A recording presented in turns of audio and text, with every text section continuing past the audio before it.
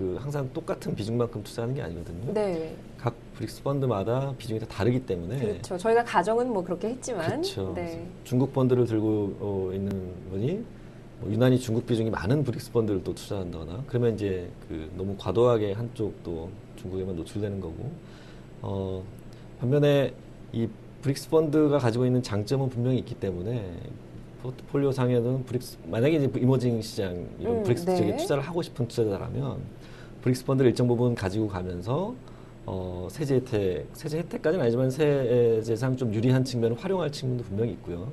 그렇지만 그것이 모든 브릭스 펀드가 다 비중이 다 동일하거나 다를 수가 있고 또 본인이 가지고 있는 다른 이제 포트폴리오 때문에 겹치는 지역이 있을 수도 있기 때문에 네. 또 일정 부분은 이런 개별 국가 펀드들을 이용해서 이 비중 조절을 하면서 예를 들면 뭐 러시아 비중이 뭐 낮은데 내가 가지고 있는 브릭스 펀드의 러시아 비중이 낮은데 이제 뭐 유가 상승이라든가 이런 것 때문에 비중이 좀 늘려야겠다 이런 판단이 들면 그 브릭스 펀드를 더 키우는 것보다는 어떤 중단기적인 어떤 뷰를 가지고 자기가 투자를 하는 거기 때문에 일정 기간 동안 러시아 펀드 비중을 좀 늘린다거나 이렇게 유연하게 대처를 하면은 훨씬 더 효율적인 방법이 아닐까 싶거든요. 제가 이걸 이제 샤워실의 바보라고 이제 비교를 많이 하는데 네, 이게 어떤 샤워실에 내용인가요? 가보면 샤워를 할 때 뜨거운 물은 너무 뜨거워서 못 하고 차가운 물은 또 너무 차가워서 못 하잖아요. 네. 근데 보통 이 바보는 뜨거운 물과 차가운 물을 계속 번갈아 가면서 이렇게 샤워를 하게 되는데 네. 그것보다는 이제 밸브를 중간에만 맞추면 또 어느 적정 근데 그건 체감하는 건 사람마다 다르기 때문에 적정한 온도를 맞춰서 뜨거운 물과 차가운 물 장점을 잘 이용하면 훨씬 더 좋은 그 편한 또 투자 생활을 할 수 있을 거라고 생각이 됩니다. 네. 물론 이제 포트폴리오의 자산 배분이 굉장히 중요하겠지만 이제 지금 이제 저희가 나눈 말씀은 브릭스 펀드에 투자하고 싶으신 분이 계시다면 그리고 그 브릭스 국가 중에서 조금 더 중단기적으로 유명한 국가가 있다고 생각되실 경우에 어떤 이제 자산의 비중 이런 부분에 대해서 말씀을 해 주셨습니다. 자, 그런데 오늘 뭐 30분이 아직 조금 안 됐는데 이제 30분 정도 말씀을 해 주셨는데요. 사실 세제 관련 부분은 앞서서 프로그램 시작할 때도 제가 말씀을 드리긴 했습니다만은 들어도 헛갈리는 부분도 굉장히 많고요. 또 기억을 하려고 해도 잘 기억이 안 되는 부분도 많거든요. 다시 한번 좀 짚어주시면 좋을 것 같아요. 지금까지 하신 말씀 중에서 요것만큼은 우리 투자자분들은 꼭 좀 아셨으면 좋겠다. 밑줄 쫙 별표 할 만한 부분이 어떤 내용이 있을까요? 결국 그 자기의 투자의 결과는 모든 세금도 다 반영한 세후 수익률 기준으로 판단을 해야 되는 거거든요. 네, 그렇죠. 그만큼 그 자기가 투자하면서 어떤 세금이 적용되고 얼마큼의 세금이 발생했는지를 이해하는 것이 굉장히 중요합니다.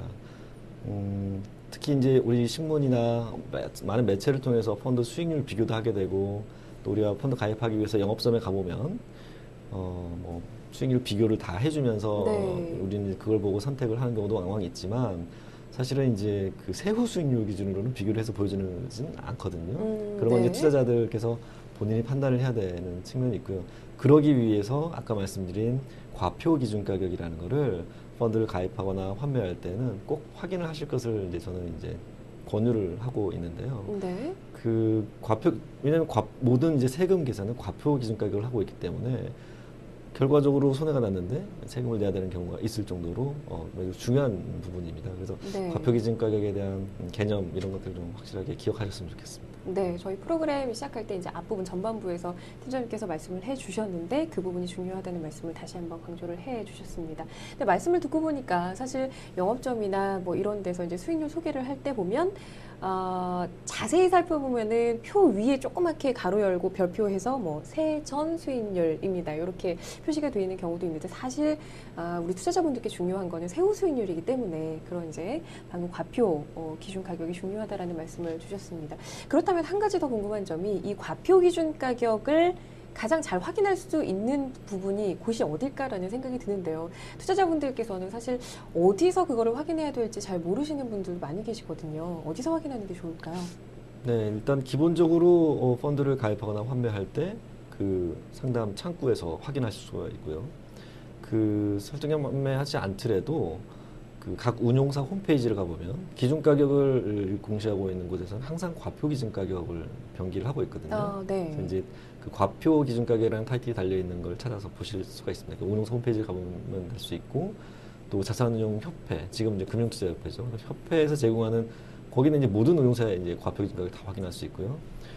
특히 이제 펀드를 가입하고 계신 분이라면 석 달에 한 번씩 이렇게 자산운용 보고서라는 것이 날라오거든요. 네, 그렇죠. 근데 그걸 보시면 기준 가격과 과표 기준 가격이 다 병기가 되어 있습니다. 그래서 과표 기준 가격을 기초로 내가 세금이 얼마나 발생하겠구나 이런 것들을 계산해 보시면 될 수 있죠. 네, 그렇군요. 좀 잘 한번 발품을 파셔서 어디서 그런 부분을 확인할 수 있는지, 그리고 석 달에 한번 날라오는 자산운용 보고서도 사실 그냥 이렇게 보고 뭐 이렇게 휙 지나가 버리는 경우도 많은데 좀 자세히 한번 살펴보셔야 될 것 같습니다. 네, 팀장님 마지막으로 이제 다 말씀을 해주셨는데 블로그 운영하고 계시잖아요. 이 기회를 통해서 저희 시청자분들께 한마디 좀 뭐 말씀하실 부분이 있으실까요? 사실은 이제 뭐 많은 정보를 많이 담고 싶지만 시간도 좀 제약이 있고 그렇지만 이제 저희가 최대한 그 최신 정보라든가 이런 의미 있는 법령 개정사항이라든가 이런 것들은 최대한 반영을 하려고 엄청 노력을 하고 있습니다. 네. 그래서 뭐 부족하지만 좀 좋은 다행히 아직까지는 반응들을 많은 좋은 반응을 보여주셔가지고 용기를 얻어서 잘 관리를 하고 있으니까요. 많이 애용하시면 투자에 좀 도움이 되실 수 있을 것 같습니다. 네, 블로그 중에서 여의가이라는 닉네임으로 지금 활동을 해주시고 계신데 바쁘신 와중에 참 활동을 잘 해주고 계셔서 시청자분들 가운데서도 뭐 오늘 방송 중에 좀 궁금하신 부분이라든가 아니면 평소에 펀드에 관련해서 좀 아시고 싶은 부분이 있으시면은 질문 올려드리면 대답해 주실 거죠? 네. 네, 알겠습니다. 자, 오늘 슬기로운 펀드 생활 특집으로 진행을 했습니다. 미래에셋 맵스자산운용의 최승현 팀장과 함께 얘기 나눠봤는데요. 오늘은 이쯤에서 인사를 나눠야 될 것 같습니다. 팀장님 다음 기회에 또 기회 되시면 한번 나와주실 거죠? 네. 네, 오늘 말씀 고맙습니다. 감사합니다.